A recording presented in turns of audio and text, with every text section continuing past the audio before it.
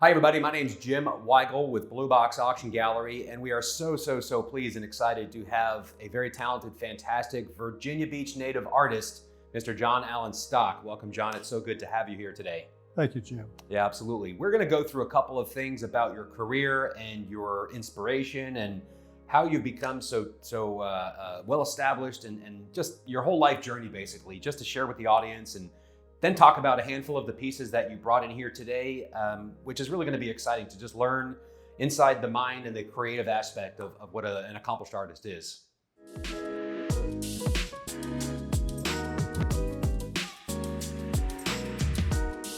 The career you've had has been really long and very successful.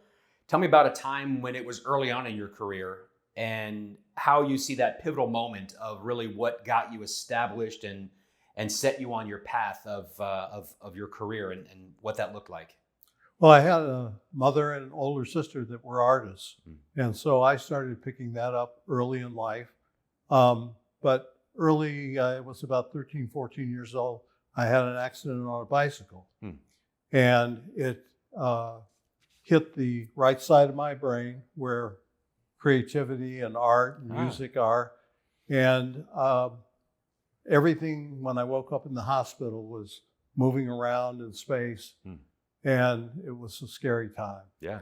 But I had a UCLA a neuroscientist who developed a program for me to develop and rehabilitate my right side of the brain. She was ahead of her time. And over 4 or 5 years, everything came back together. Wow. And that was, I mean, I was very, very nervous that I might, be stuck with this for the rest of my life. Yeah. Not being able to see the visual landscape. So that was 17, 18 years old at that point. Yes. And sure, scary time, but do you think that, or how did that influence your development into an artist? Well, I think that the appreciation of getting my visual back and the fact that I had always been interested in physical things, architecture, art, and had had some people in my lineage that were both architects and art. I was overjoyed, and it encouraged me to really pursue those two dual areas. Okay, interesting. So would you say your career in art started 17, 18 years old, or at what point did it really start to take shape? Well, I remember in grade school at 6 years old, all my artwork was always on the outside the principal's office bulletin board. People got tired of it. But I think it really became codified when I went to college. Okay. And I majored in architecture, which is a pretty exhaustive 5-year thing. But I also was able to get a minor in fine arts. Okay. 6 years. Okay. And you're born and raised in Hampton Roads area, or where are you from? Actually, I was in Cleveland, moved out to Los Angeles. Okay. Then came back to Ohio State University, where I went to school. Okay. And then moved to Virginia. Okay. Excellent. So graduated school, you're an architect now, or what happened then? Well, it's interesting. I started working for the government, doing architectural things that involved outside the U.S. Okay. But I also started working in art. And it wasn't 1 or 2 years past that I was here. Out of the blue, the Leo Burnett agency that handles the national or worldwide Dewar's Scotch account called me up on the phone. I didn't believe it was for real and said, we want to do one of our full page ads. Okay. It'll appear in 75, 80 major magazines in the U.S., 350 worldwide, and about 150 newspapers worldwide. He said, this is going to put you on the map. So be prepared. You got it. So they came out and did the photography and everything, sent me a copy of it. And I was kind of blown away. Yeah. And it appeared locally about 3 days, and it was the local TV picked up on it. It appeared 3 days in the newspaper and already in magazines. Just before I had a one-man show at a local art gallery. Okay. So it was on a Sunday. They had to have 4 or 5 people handling the cars because they had to park them all down the street and all. It was just chaos. And 2 hours later, 45 pieces were all sold. Your first showing, Yeah, completely sold out. It was just, I was blown away. That's really cool. I mean, Burnett's one of the best in the business, and they were the iconic Mad Men era of advertising. Yeah. And for the younger people in our audience, we used to get our media from paper magazines and newspapers every day and every week. That was a really big deal. And Doors still is, but at the time was just a massive iconic brand. I mean, that's a really, really cool opportunity for you. Yeah. And what was the next chapter? How did you get there? The next chapter after that was, how do I balance both a career in architecture and art? Oh, you're still working as an architect at the time? Yes. Okay. So I was an architect through 40, 50 years. But the call of art is so much in my bones. I would paint it on the weekends, at nights and things. And I developed a level of confidence that I didn't have to think a lot. The canvas is there, the paper is there, and I got the hundreds of ideas, and I go to work. Okay. And so I'm very efficient. Okay, that's good. You want all the clarity you can have when you're standing in front of a blank canvas, right? Yes. Okay, that's good that you had that opportunity. And what's a major challenge you faced? I mean, it sounds like it was just everything lined up great, but I'm sure it wasn't as smooth and simple as it appears. What are some challenges you faced, and how did you overcome them? Probably the biggest challenge is married with children. You have to balance your two loves and still give time to other people. Yeah. And that's important. Okay. And so the other thing I found that I didn't really expect is the people that started following me didn't buy just one piece. They bought pieces. They came to the house sometimes. They come to the gallery. And so I developed kind of a friendship with a lot of other people who have followed me over time. And then they had children, and some of them bought art and all. So I got to the point where I really had to become a very good manager of my time to be able to, do what I love, but also serve other needs. How has your work changed over the decades? And if you've got generations buying or collecting or a fan of your art, has it changed over time? Has it been any updates? It has to some extent. I started out primarily doing impressionistic work, realism, some realism, impressionistic work with watercolors, some oils, and drawing. I was strong in drawing, partly from the carryover from architecture.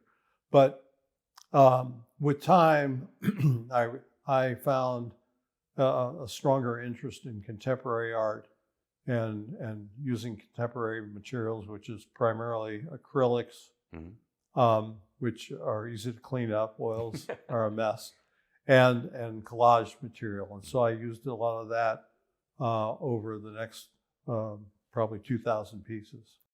Every artist has their own unique way of accumulating and curating their own internal creative thoughts. When you stand in front of that blank canvas, how do you put them all together and then put that into the work? Challenging question.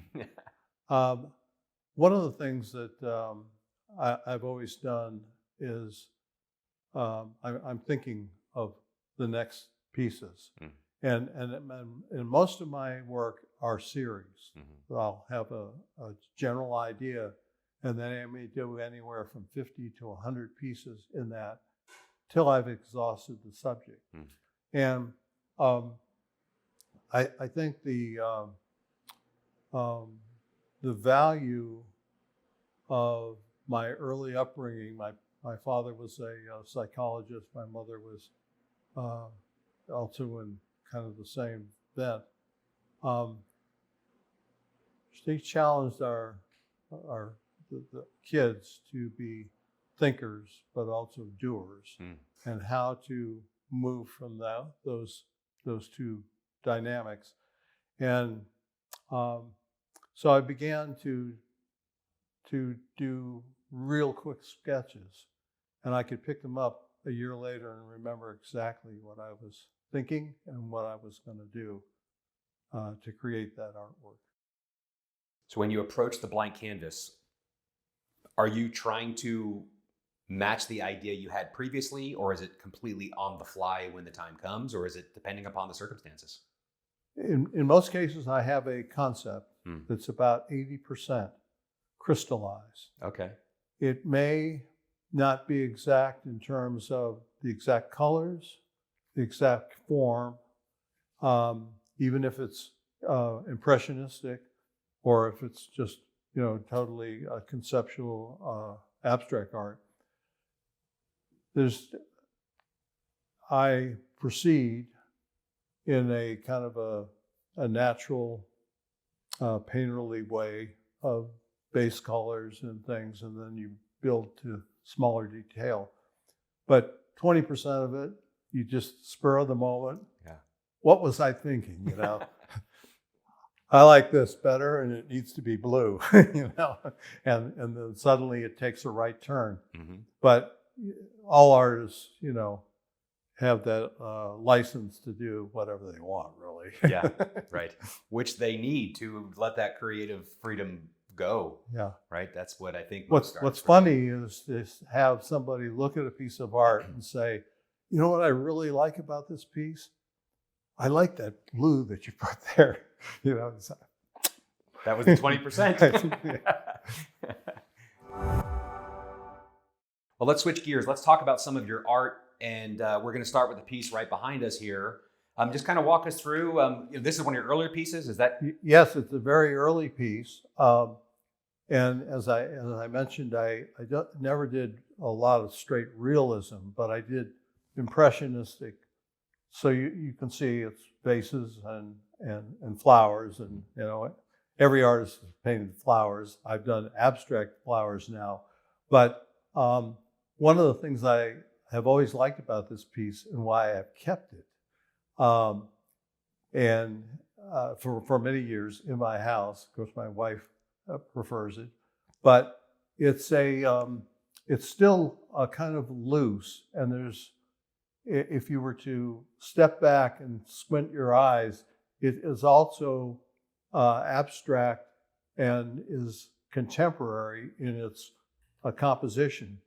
What's nice about it, I think, for viewers who are interested in watercolors and this type of work, is it has a fairly narrow color structure here, and with the white mat and frame, it can be put anywhere. It'll work in any other house. In fact, I've loaned it out a couple of times. Somebody had a party, okay, had a wall, and they said, "Wow, it just goes so well." And yet the colors, are not exactly the colors we're using in our house.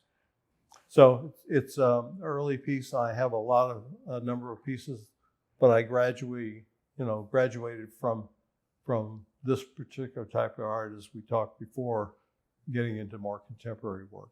Okay. Speaking of the more contemporary work, we're going to switch gears and talk about some of those pieces. How did you transition? Even at an early age, I liked abstract art. I liked the color, the form, the energy of those pieces that were compared to still lifes that were rather static. And I was more of an active, take charge kind of person. So as I progressed from more realism and impressionism, I started to do those kinds of subjects, but in a very loose form. And as I more and more did them, I said, why am I worried about people recognizing what this is? I'm just going to let the form, the structure, the design, the colors, the movement work for themselves. And as I graduated, I stepped more and more away from realism and impressionism. Okay. Well, let's not keep everybody in suspense any longer. We're going to switch gears, swap out the artwork, and take a look at what's next. Okay. All right, John. So I know we teased everybody and said we're going to show you the beautiful creative abstract pieces, but we decided to take this piece here, which is more of a transitional piece from your earlier career to your more modern contemporary career. Let's talk about this. Tell us what we're looking at here and really where the idea came from and how it came together. Yeah. Well, I do I've done a lot of travel, probably about 40 countries overseas. And in that period where I was transitioning, I started this piece as a abstract piece. And at some point I held it and stopped because I said, I'm starting to digress. I really want to move forward. And I happened to be traveling and I saw this particular scene with a dropping sun in Japan off the coast. And it really caught me. And I took a picture in my mind. And when I came back, I converted this semi-abstract piece into this piece. So if you were to scrape away this, you'd start to see that difference. Okay. So this is I would say, a transitional piece as I move towards my more contemporary abstract work. Okay. And other than that snapshot in your brain from your trip to Japan, was there any other influences that got the colors or the style, or what else did you think? Well, the style is a little bit reminiscent of what I used to do in watercolors, which is fade away in areas. I thought the very seductive visual view needed to concentrate on what the subject was, and it all kind of just fades away, in the different areas. The nice thing about it is, like the other piece that I showed, is it actually could be hung many different places because there's enough neutral grays and things. Yeah. And I'm a little bit conscious of the fact that a lot of my art goes into homes, but it also goes into a lot of businesses. So there's different interests. Okay, excellent. So this is the transition piece. Now we're going to go more towards the more contemporary, some mixed media, and we'll take a look at those as the evolution of your style, your career. Yeah. Great. So before we talk specifically about this piece, when your art goes into someone's home or their business, what conversation are you hope they're having when they share their enthusiasm for the piece with someone who they are visiting with? I think one of the things that I found is, and many people have bought multiple pieces of mine, so I know some of these people pretty well. But when they start talking about what they liked about the piece, and I'm grinning because it is the essence of what I was feeling at the time. And often a lot of artists that I talk to, they had an idea about something and they sell the piece and the person likes it for entirely different reasons.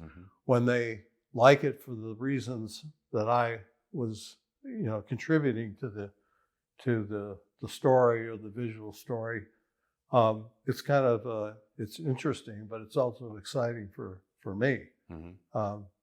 I like seeing my art sold mostly because I like to see it placed in homes, and then kids grow up and they say, my parents bought this when I was 6 years old, and now I'm 31 and I still like it. Right, good. So take us inside John's mind when this was taking shape. Where were you and how did it come to be? Well, this was a piece that reflects how I look back at what I viewed as the jumbled brain that I had when I was 14, and my senses were jarred both on the both sides, but primarily I was fairly on the right side. I was fairly eloquent in use of language, and those kind of modalities that are positioned in the left brain. And on the other side, it was a jumbled mess. And of course, that was very upsetting because I wanted to be an architect and an artist, and nothing made sense to me. The chair was moving in space. The doctor looking at me was moving around, and my parents were up on the ceiling. And so it was pretty, so this is a look back, one of many that look back at those times. I prefer that people look at it and say it's, I like the composition and the color, and it's kind of interesting and exciting. This is one of many, one of my largest recent series, and it's called Neuroplasticity. And it's the plasticity of the brain that is of central interest to me. And I became kind of a brain junkie over the life of my past 50 years. And it's poured into the artwork. Yes. Absolutely. Yes. Great. Well, this is one of the smaller pieces. We've got some very large pieces, but we're going to bring on one of the next pieces to take a look at and see how that transpired into what that took shape to be. So, John, you've been creating art for a long time. Is there a certain person or audience or fan that typically resonates with you, or does it really vary, or is it diverse? Tell us about that. Thinking about that, it's really broad. I have lawyers. I have some athletes whose only interest is really, being in the professional football league, and there's not a lot to them beyond that, other than their family life. And what's really interesting to me is that you can get into a conversation with a lot of these people, and then they start to really broaden. And this particular piece is also from the Neuroplasticity series, and it looks like a jumbled mess. It really is a kind of a scrambled brain, and that is a reflection of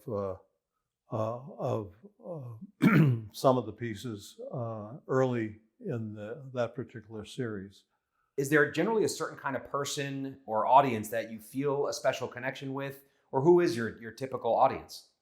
My audience, what I found over time, is children from the age of 5 to adults in their 80s. And I'm surprised that I have sold work to people who acquired it when they were very young, 21, 15, 18, 21, and then come back at 40 and be interested, and later on interested. And my work has changed some, but their interest in my art and in me has remained the same. So I really have found that I have a broad audience, and it makes it easy because I can just do my thing, so to speak. Yeah. And people connect to it. Not with every piece, but I've done enough work that they find something that really speaks to them. Okay. And I know we talked a bit earlier, you've had clients that are NFL stars, lawyers, stay-at-home moms or dads. How do you connect with these folks? How do you get a chance to really share your art with them? Well, of course, there's a certain amount of it is gallery shows. and I've shown in East Coast galleries and Michigan and the Midlands. When I have a show, I show up, of course. Yeah. And I meet people. Now I have a cottage up in Michigan, so the gallery is near the cottage, and I know a lot of people around the lake and things like that. But I take the time to really meet people and talk to them and understand their interests. And I don't push my art. I let them decide what means something to them. Now, I've been on the boards of the Chrysler Museum and the Tidewater Ballet and opera, done posters for the opera and things locally here in the Hampton Roads area. So I meet a lot of people. And many of them have seen my art in businesses, banks and things, but also other homes. So I get a lot of airtime, as you might say. Yeah. There are over 2,000 pieces in the Hampton Roads area, for instance, that are probably split about 30% in commercial and public places and 70% in homes. Okay. So is this part of the neuroplastic series also? Yes, and it kind of looks like a child scribbled it, and maybe that's the child in me. This was a response to a look back at how I was feeling when my brain was really jumbled. And I kept it fairly simple. The lines express a lot of confusion. The blue I thought was appropriate. It was a cool time, but it was not a warm time in an emotional sense. It's kind of a fun piece. It actually, I've done a couple like this. The gallery owner a couple of gallery owners or directors own pieces just like this. I did 4 or 5 of them, and this one I kept because it was the first of that type. Okay. And I'll probably sell it eventually, but you can't keep them all. Yeah. So this is your private collection. And yes, and this will be in the showing. So okay, very nice. Wow, what a difference! Look at the color and the creativity in this one here. How did we get from the neuroplastic series to this, or is this the finale of the neuroplastic series? What are we looking at here? Well, I wouldn't say necessarily the end all ends, but this is a unique piece. It's also from the neuroplasticity series. What I did is I taped 4 quadrants and I blindfolded myself. I had 4 or 5 different basic colors and I painted each quadrant. And that was kind of difficult, just some baseline things. And then I basically thought about the left and right brain, and then there's the frontier part of the brain and the exterior. So these represent the 4 quadrants. And then I finished the piece with some brighter colors that I thought were appropriate, and I wanted to have some differences in each, and then I used some black at the very last as a kind of a wiring of the colors together. The piece has been, I thought it was a good piece for what I was trying to achieve. I put it in 6 shows. It was jury shows. Some of these shows have 3,000 artists and they only picked 50. So I was very happy to get in them. And I won awards in all of them. This piece won awards. Yeah, nobody was more surprised than I, because I thought it was a little too disjointed, a little maybe over the top. But it is one of the pieces on the show, and I'm finally willing to see it go. Oh. It's a bigger piece. We're looking at 5 feet by 4 feet, give or take? Yes. Wow. Yes. So but it can hang in a residential. I mean, absolutely. It's hung in my house, and and also businesses and things. What's an example of some feedback you've gotten from one of your customers that really resonated with you, and what was so special about it? Well, I think I can think of a number that really made an impact. In fact, it was probably earlier in my career, maybe in the first 10 years, where somebody acquired a piece that was a little more towards the contemporary side and took it home and showed it, and then showed it to their parents, who were in their 50s, I think. And with maybe a couple of weeks of thinking and absorbing it, the parents said they liked it. The parents grew up on, realistic pieces of, cat drinking out of a saucer, or a mailman delivering the mail, and never contemplated that they would like something in the contemporary. In fact, expressed that they didn't particularly like that type of art, and yet they evolved. And to get that, and I've heard it, this is not just one story, I've heard it a number of times. Mm-hmm. And then to have them a year later show up at one of my art shows where all the work is pretty much abstract, contemporary, and collage work is interesting. And one of them bought a very contemporary piece, has a house over in Prague, and put the piece over there. So wow, the whole life of art has been very, very interesting.